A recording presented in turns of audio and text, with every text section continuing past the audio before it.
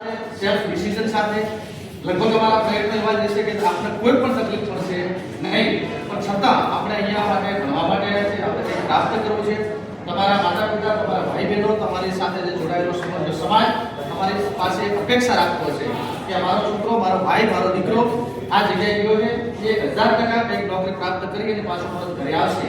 તો બધાની સાથે એવી અમે સમાજ તરફથી જે કોઈ કોચિંગ ક્લાસ જે લોકો કંઈક કરી રહ્યા છે એમના તરફથી એક અપેક્ષા હોય કે આપણે 100 કે 200 કે 250 વિદ્યાર્થીઓને કોચિંગ ક્લાસ શરૂ કરીએ, અથવા આપણે જે બી જોઈએ છે પાછું પીરસીએ, એમાંથી મજબૂત સમાજના લીડર આગેવાનો પેદા થાય, ભવિષ્યમાં એ લોકો પણ કંઈક સમાજ માટે કરે, આવી અપેક્ષા સાથે આપણે શરૂઆત કરી છે. એટલે આજના તબક્કે ખૂબ બધાને શુભેચ્છાઓ અને મારી આપ બધાને પ્રાર્થના અને વિનંતી છે કે એટલા બધા દિલ લગાવી અને આપ લોકો ભણો કે આ વખતે ભરતીનું રિઝલ્ટ આવે એમાં object જ ખબર પડી જાય કે મેઘ વર્ષી સેવા ટ્રસ્ટના કોચિંગ ક્લાસીસમાંથી 100માંથી 80 છોકરાઓ ત્યાં ટોપર લેવલ પર છે.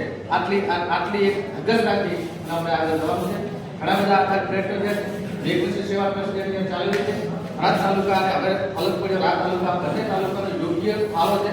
હર પછી જે આપણે ફૂલની તો ફૂલની વાપરી એક નક્કી જ કર્યું હતું, તમામે જોઈ રહ્યું છે, તમામે ફાળો આપ્યો છે. અત્યારે